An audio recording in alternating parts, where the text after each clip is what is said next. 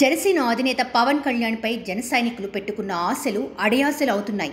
CM race నుండి ఎప్పుడో తప్పుకున్న పవన్ ఇప్పుడు ఎమ్మెల్యే అయితేనే గొప్ప అన్నట్లు వ్యవహరిస్తున్నారు. సీఎం జగన్, మాజీ సీఎం చంద్రబాబులు తాము సీఎం అవుతామని అంటున్నారు.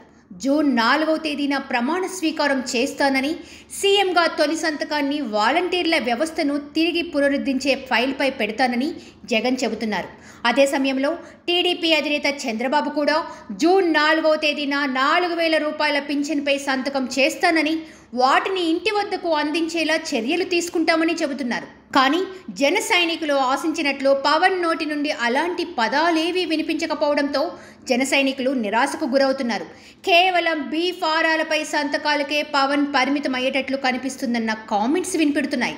ఆంధ్రప్రదేశ్లో కూటమి ఏర్పడిన తర్వాత జనసేన పార్టీ 50కి పైగా స్థానాలను తీసుకుంటుందని భావించారు. అదే సమయంలో తనకంటూ ఒక వ్యూహం ఉందని కూడా పవన్ చెబుతూ వస్తుండటంతో సీట్ల విషయంలో తగ్గడని భావించారు. ఇక ముఖ్యమంత్రి పదవిని అయినా సగం సగం పంచుకుంటారని జనసేన పార్టీ నేతల నుంచి అభిమానుల వరకు అందరూ ఆశించారు. టీడీపీ అధినేత చంద్రబాబు పొత్తు అవసరం కావడంతో జనసేనాని ఈసారి గట్టిగానే సీట్లను కోరుతారని అనుకున్నారు. కానీ మొదట 24, ఆ తర్వాత 21 స్థానాలకు జనసేన పోటీ చేసే స్థానాలు పడిపోయాయి. ఆ స్థానాల్లో కూడా అసలు సిసలైన జనసేన నేతలకు సీట్లు దక్కలేదు.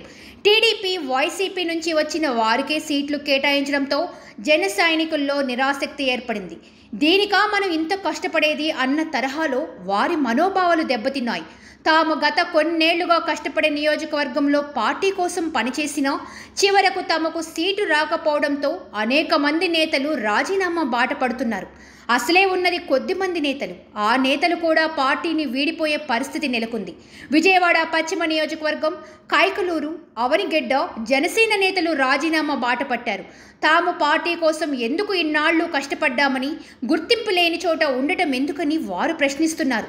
నమ్మించి మోసం చేశారంటూ విజయవాడ పశ్చిమ నియోజకవర్గం నేత పోతన మహేష్ అయితే జనసేన అధినేత పవన్ కళ్యాణ్ పైనే విమర్శలు చేశారు. తాను ఆస్తులు అమ్ముకుని జెండాను నియోజకవర్గంలో నిలబడితే చివరకు తనను నమ్మించి మోసం చేశారంటూ ఆయన ఫైర్ అయ్యారు. చంద్రబాబు, బీజేపీ నేతలకు పట్టని రాష్ట్రాభివృద్ధి ఒక్క పవన్ కళ్యాణ్కే పట్టిందా అని ప్రశ్నిస్తున్నారు. త్యాగాలు వాళ్లు చేయకుండా జనసేన నేతలనే చేయాలని చెప్పడం ఎంతవరకు సబబని ఆయన నిలదీస్తున్నారు. ఇలా చాలా నియోజకవర్గాల్లో పవన్ కళ్యాణ్కు జన సైనికుల నుంచే ప్రశ్నలు ఎదురవుతున్నాయి. మరికొందరు నేతలు పార్టీని వదిలి వెళ్తున్నారు. ఈ ప్రశ్నలకు ఆయన నుంచి సమాధానం రాకపోయినా ఎన్నికలకు ముందే గాజు గ్లాసులో గొళ్ళుమంటుంది. తాము సీఎం అనుకున్న వ్యక్తి ఎమ్మెల్యేగా గెలవడమే కీలకమని భావించడం ఆ తరహాలో జనసేన శ్రేణులకు సహించడం లేదు. సబ్స్క్రైబ్ చేయండి. Please like, share and subscribe to top Telugu TV.